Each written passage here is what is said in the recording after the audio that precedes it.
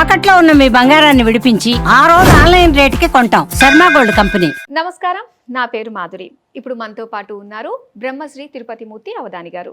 నమస్కారం గురువు గారు. ఓం శ్రీ మహాగణాధిపతయే నమః. గురుగారు, మనం ఈరోజు శకునాల గురించి మాట్లాడుకుందామండి. ప్రతి ఒక్కళ్ళకి కూడా శకునాలు చిన్న పెద్ద అనే తేడా లేదు.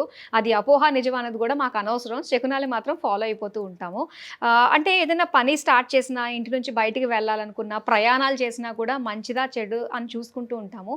నిజంగా శకునాల వల్ల మనం వెళ్ళిన పని తారుమారైపోయే ఛాన్సెస్ ఉంటాయంటారా? నాకు దుశ్శకునం అని అంటారండి.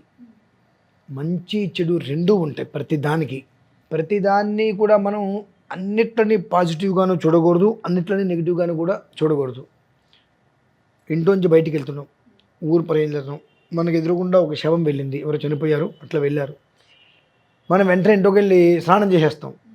కానీ మనం ప్రయాణానికి మొదలుపెట్టినప్పుడు అలా ఒక శవం వెళ్ళింది అని అంటే, నువ్వు వెళ్ళేటువంటి దారిలో నీకు ఏదైనా మృత్యుగ్రహ పీడ ఏదైనా ఉంటే అది పీడ పోయినట్లు అక్కడికి గమనించుకోవాలి.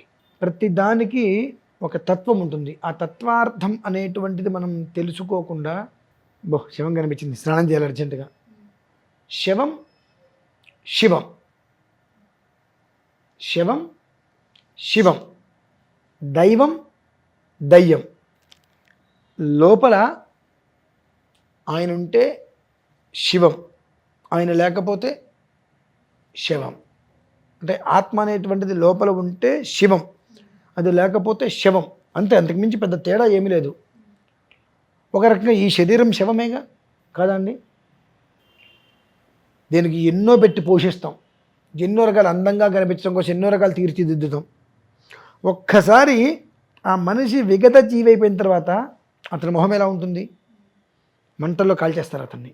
అప్పటి వరకు ఎన్నో పెట్టుకు పోషించవుగా, దీనికి ఏమైంది అదంతా మరి? కాబట్టి ఉన్నాయి శకునాలు, దుశ్శకునాలు ఉన్నాయి, మంచి శకునాలు ఉన్నాయి. వాటిల్ని మనం తెలుసుకోవటంలోనే ఉంటుందండి.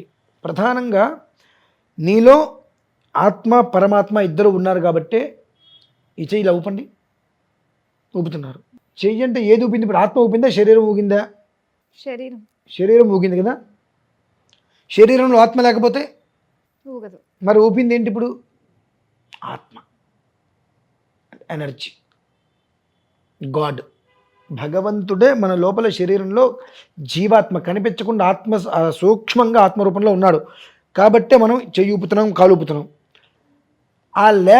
ఆ జీవి బయటికి వెళ్ళిపోయిన మరుక్షణం ఆత్మ మనం ఎన్నో ఊపుతామా?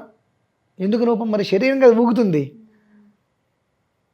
ఇంత ఆలోచన చేస్తుంది శరీరం కదా. ఇంత ఆలోచన చేస్తున్నటువంటి శరీరము లోపల జీవం వెళ్ళిపోతే ఇంకా ఆలోచన ఎందుకు చేయలేకపోతుంది? అంటే ఈ శరీరం ఏమీ చేయలేదు, ఉట్టి మట్టి బొమ్మ ఈ శరీరం. లోపల జీవుడు అనేటువంటి ఒక ఆత్మని భగవంతుడు ప్రవేశపెట్టాడు కనుక ఆ ఆత్మని చేయిస్తుంది. రాత్రిపూట పడుకున్నప్పుడు మనకేం తెలియదుగా, సోయి లేకుండా పడుకుంటాం. అంటే ఆ నిద్రకి చనిపోవడానికి పెద్ద తేడా ఏం లేదు. అలానే శివం శవం, ఏది మంచి ఏది చెడు అనేటువంటిది మనం గ్రహించుకునే దాన్ని బట్టి ఉంటుందండి. ఇప్పుడు శకునాలు అంటుంటాం కదా, అలానే ప్రపంచంలో ఉన్న సర్వభూతావళి యందు తనను సర్వభూతంలోనూ చూసుకోగలిగితే శకునం ఎందుకు ఉంటుందమ్మా అసలు? అంతే కదా అండి. పిల్లి వచ్చింది శకునం అంటాం. ఆ పిల్ల ఏమనుకుంటుంది? నువ్వు వచ్చావు కాబట్టి నాకు నష్టం కలిగింది అనుకుంటే నువ్వేం చేస్తావు? ప్రపంచంలో ఉన్నటువంటి అన్ని రాశులలోనూ కూడా నిన్ను నువ్వు చూసుకో. ఒకప్పుడు ఇది మానవ జన్మ ఎన్నో జన్మం. ఆ పిల్లి జన్మ నేను ఎత్తే ఉంటాగా, కోతి జన్మ నేను ఎత్తే ఉంటాగా, కుక్క జన్మ నేను ఎత్తే ఉంటాగా. అన్నిట్లో నిన్ను నువ్వు చూసుకో, నీలో అన్నిట్లో నువ్వు చూడు. అప్పుడు నీకు శకునం అనే మాట ఎందుకు వస్తుంది? అసలు మాట వస్తుందండి. ప్రపంచంలో మనం అందరం కూడా కీడు కీడు కీడు అని అంటుంటాం. ఏదొచ్చినా అది దీనివల్ల కీడు అంటాం కదా. ప్రపంచంలో కన్నా మొట్టమొదటి ప్రధానమైన కీడు ఎక్కడ ఉంటుందో తెలుసా? చెప్పండి. ఒక మనిషి దగ్గరే ఉంటుంది. మనిషి తప్ప ఇంకొక కీడు చేయలేడుగా. ఒక జంతువు మనిషికి కీడు చేయడు. ఒక మనిషికి కీడు చేస్తాడు, జంతువుకి కూడా కీడు చేస్తాడు. కాబట్టి ఎక్కడి నుంచో ఏదో చేయటం వల్ల మనకి ఏదో కీడు వస్తుందని కాదమ్మా. ఆ కీడు అనేటువంటిది ఆ ఆలోచన రూపంలో మన దగ్గర సంప్రాప్తం అయిపోయింది. ఆ ఆలోచనే ఆచరణలో ఆ కీడుని లాక్కొచ్చుకుంటుంది. అంతే. నాయన అటు వద్దు అంటాం, తాగేటుంటాడు నాయన తాగద్దు నాన్న అంటాం. నువ్వు నాకు చెప్తావా, మంచిగా ఉన్నప్పుడు రేపటి తాగకూడదని వాడే అంటాడు మళ్ళీ. ఏంటంటే నిన్ను నువ్వు స్థితప్రజ్ఞతగా నిలుపుకోలేకపోతున్నావు. అంటే నీ మీద నీకే ప్రజ్ఞత లేదు, నీ మీద నీకే ఒక స్థిరత్వం లేదు. అటువంటిది శకునం అనేటువంటి పేరుతో వేరే దాన్ని నువ్వు ఎలా హింసిస్తున్నావు ఫస్ట్ ఆఫ్ ఆల్. అలానే పూర్వకాలంలో ఎడ్ల బండ్లు వాటి కింద ప్రయాణాలు చేసే ముందు నిమ్మకాయలు పెట్టి తొక్కిస్తూ ఉంటారు. ఇందులో ఒక సిట్రిక్ యాసిడ్ లాంటిది వస్తూ ఉంటుంది. ఎందుకు తొక్కిస్తారు? ఈ బురద, అంటే ఎక్కువ దూరం ప్రయాణాలు చేయాలి, ఈ బురదలో వాటిలో మనం అవి ఎడ్లు వెళ్తూ ఉంటాయి, వాటి గిట్టలు కడగచ్చు కడగకపోవచ్చు, పురుగు పుట్ర అవన్నీ వచ్చి గిట్టలు దెబ్బతింటూ ఉంటాయి. కాబట్టి ఆ నిమ్మకాయ తొక్కి దాని మీద నుంచి నడిపించడం వల్ల ఆ నిమ్మకాయ రసం లోపలికి వెళ్ళి కాళ్ళలోకి వెళ్ళి ఆ పురుగులు వాటిని చంపేస్తుంది. అది ఇప్పుడు బల్ల కింద పెడుతున్నారు అవి. అంటే ఎందుకు చేస్తున్నాము అనేటువంటి విషయం తెలియాలి. మొన్న 2-3 కాశీకి రమ్మని అడిగితే మా వాళ్ళు ఆ తల్లిదండ్రులు ఉన్నారని నేను కాశీకి రాకూడదు కదండి అన్నారు. మంచిది, శుభం. ఒక భయం. ఆఖరికి భగవద్గీత కూడా మనం చదువుతున్నప్పుడు వింటున్నా కూడా లేదు, చనిపోయేటప్పుడు మాత్రం చెప్తున్నా. అదే అంటున్నాను, శుక్రాలంటే తయారైపోయాం మన వాళ్ళు. కాశీ తల్లిదండ్రుల వాళ్ళు కాశీ రాకూడదండి. ఎవరు చెప్పారంటే మా వాళ్ళు. మంచిది, శుభం. కానీ ఇలాంటి చాలా అపోహలు ఉన్నాయండి. అసలు ఉన్నవన్నీ అపోహలేనండి. మనం బ్రతికేదే అపోహలు, నిజంలో బ్రతకట్లా. అన్నీ అనవసరమైనటువంటి సందేహాలు, అనవసరమైనటువంటి శకునాలు. భోజనానికి పిలిస్తే ఎవరినైనా మనం ఏ దొండకాయ కూర వస్తే దొండకాయ కూర తినకూడదని అంటారు. అంటే కాశీలో వదిలేశానండి అంటాడు.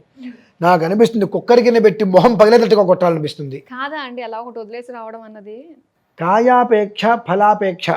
కాయం శరీరం అండి. కాయం అంటే అందులో ఆ కాయంలో కోరికలను వదిలి రావాలి. అక్కడ చూడండి ఎంత ఎలా మార్చుకున్నావు మాకు తగ్గట్టుగా. మేము కాయాపేక్ష అనగానే నేను దొండకాయ వదిలేశానండి, ఫలాపేక్ష మామిడి పండు వదిలేశానండి అంటాను. నేను అనుకుంటా, చీ ఎక్కడ దొరికారా వీళ్ళు అనుకుంటా.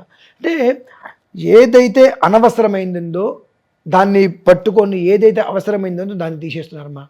కాయాపేక్ష అంటే శరీరం మీద ఆపేక్ష. ఫలాపేక్ష నేను చేసి ఉండడానికి నాకు ఇన్ని రావాలి, ఫలితాలు ఇన్ని రావాలి, నేను ఇంత చేస్తా నాకు ఇన్ని ఫలితాలు రావాలనేటువంటి ఫలాపేక్ష. అంటే కాయాపేక్ష అంటే శరీరం మీద ఆపేక్ష.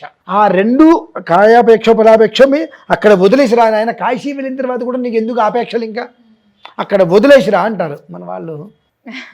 ఆ కాయ ఆ ఫలమే ఆలోచిస్తున్నాం, అవి వదిలేసేస్తారు. అంటే మనం 100% చేసేవన్నీ కూడా భ్రమలోనే. ఇది ఏది చెయ్యాలో తెలియకుండా, ఏది చేయకూడదు అర్థం కాక అనవసరమైనవన్నీ మన దగ్గర కూర్చొని చేస్తూ అవసరమైనవి మొత్తం మనం వదిలేసేయటం వలన మన కర్మ ఇలా కాలుతుందండి. ఏం చేస్తున్నాం మనకి ఎందుకు తెలిసి రావట్లా? చేస్తున్నదంతా రాంగే, చేస్తున్నది ప్రతి ఒక్కటి రాంగే. కాబట్టి మనం చేసేటువంటిది ఏది మనకి కలిసి రావట్లా. మనకు అన్నీ కలిసి రావాలంటే నువ్వు చేసేటువంటిది చెయ్యి. నాకు కలిసి రావాలని నువ్వు ఫలాపేక్ష లేకుండా చెయ్యి. ఫలితం పరమేశ్వరాధీనం, ఆయన ఇస్తాడు. కాబట్టి పిల్లొచ్చింది శకునం, పాము వచ్చింది శకునం, ఏగొచ్చింది శకునం, దోమ వచ్చింది శకునం. అసలు నువ్వే ఒక పెద్ద శకునం. ఇంతకు మించి వైధవ్యం కలిగిన స్త్రీ వస్తే శకునం అంటారు. ఇంకోటి అంటారండి అలాగే, అంటే ఒకే బిడ్డ ఉన్న తల్లి కూడా అదే అంటున్నా. ఎవరు చెప్పాడు ఇవన్నీ? వైధవ్యం కలిగిన స్త్రీ ఎదురొచ్చిందంటే శకునం అన్నావు కదా, ఆవిడ తిట్టుకున్నావు కదా. పూర్వ సువాసినిగా ఆవిడ, పూర్వంలో ఆవిడ సువాసిని, ఇవాళ నువ్వు తిట్టుకున్నావు, రేపొద్దున అది నీకు సంప్రాప్తం కదా. ఆ చిన్న ఆలోచన నీకు ఎందుకు రావట్లేదు? కేవలం ఫోబియా అనేటువంటి ఒక భయంలో బ్రతికేస్తూ, నా అంతటి వాడు లేడు అని ఫీల్ అవుతూ, భ్రమలో బ్రతికేస్తూ సుఖంగా ఉంటున్నామనుకుంటూ పందుల్లాగా బురదలు, అంటే పందులకి బురదే ముఖ్యం అంటే అట్లానే సుఖంగా మనం బ్రతుకుతున్నామనుకుంటూ తెలియకుండా పందులు దొరికినట్టుగా మనం దోషాల్లో పొరులుతున్నామండి.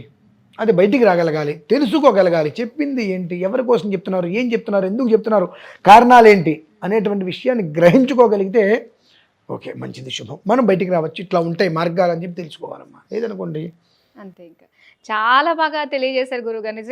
నిజంగా మనం మాట్లాడుకున్నవన్నీ కూడా జనాల్లో ఇంకా ఇలాంటివి చాలా చాలా ఉన్నాయండి. సో ఇలాంటివి, ఈ శకునాలు అన్నది బయట ప్రపంచంలో కాదు ఇక్కడ ఉన్నాయి అని చెప్పేసి మంచి మాటలు మాకు తెలియజేసినందుకు ధన్యవాదాలండి. చూసారు కదా, శకునాలకి సంబంధించి వాటి నుంచి వచ్చే ఫలితాల గురించి మనమే అనేసుకుంటున్నాం. ఇలాంటి చాలా చాలా అపోహలు ఉన్నాయి. ఇవన్నీ కూడా ఒకదాని తర్వాత ఒకటి అన్నీ కూడా బ్రేక్ చేసే ప్రయత్నం అయితే చేద్దాం. మరి ఇది ఇవాల్టి కార్యక్రమం. మరో అందమైన కార్యక్రమంతో మళ్ళీ మీ ముందుకు వచ్చేస్తాం. అంతవరకు సెలవు, నమస్తే.